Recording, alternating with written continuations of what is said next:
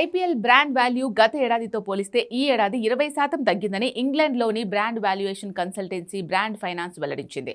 Brand finance నివేదికలో 2024లో IPL విలువ దాదాపు 1,78,067 కోట్లుండగా అది ఈ ఏడాది 86,291 కోట్లకు పడిపోయింది. ఐపీఎల్ దాదాపు 21,576 కోట్ల విలువను కోల్పోయింది. ఈ సీజన్ జరుగుతుండగా భారత్ పాకిస్తాన్ మధ్య యుద్ధ వాతావరణం నెలకొనడం వాల్యూ పడిపోవడానికి ప్రధాన కారణమని బ్రాండ్ ఫైనాన్స్ తెలిపింది.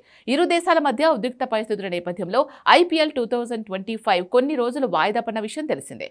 మెగా వేలం జట్ల కూర్పు వల్ల రసవత్తర మ్యాచ్లు జరగకపోవడం కూడా ఐపీఎల్ విలువ తగ్గడానికి మరో కారణమని నివేదిక తెలిపింది.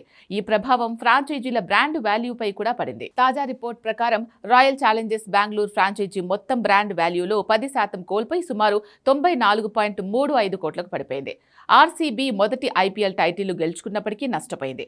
అలానే చెన్నై సూపర్ కింగ్స్ ఏకంగా 24% విలువ కోల్పోయింది. దీని విలువ సుమారు 83.57 కోట్లుగా ఉంది. Rajasthan Royals, Sunrisers Hyderabad, Kolkata Knight Riders వరుసగా 35%, 34%, 33% తగ్గుదలతో మరింత తీవ్రంగా దెబ్బతిన్నాయి. ఈ సమయంలో గుజరాత్ టైటాన్స్ మాత్రమే గ్రోత్ చూసిన ఏకైక ఫ్రాంచైజీ. అది కూడా 2% మాత్రమే ఇంప్రూవ్మెంట్ చూసింది. రీసెంట్ రిపోర్ట్స్ ప్రకారం మరో 2 పరిణామాలు ఐపీఎల్ బ్రాండ్ వాల్యూని ఇంకా తగ్గించొచ్చని అంచనా. Online gaming promotion and regulation bill 2025 కారణంగా గేమింగ్ కంపెనీల స్పాన్సర్షిప్లు ఇక రావు. దీంతో Jio cinema, Disney plus, Hotstar, streaming landscape వంటి వాటికి యాడ్ రెవెన్యూ పూర్తిగా కోల్పోయినట్టే. వీటికి తోడు జియో స్టార్ కేవలం 2 రోజుల క్రితం ఐసీసీతో మీడియా రైట్స్ అగ్రిమెంట్ నుంచి ఎగ్జిట్ అయినట్టు తెలిసింది.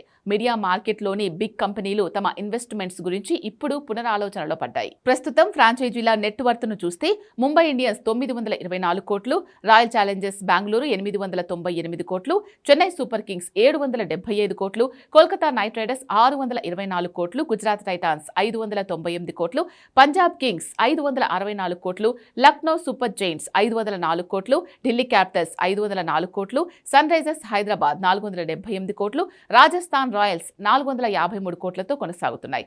రాబోయే 2026 మినీ వేలం తదుపరి సీజన్ ప్రదర్శనలు ఈ బ్రాండ్ విలువలను ఎలా ప్రభావితం చేస్తాయో వేచి చూడాలి.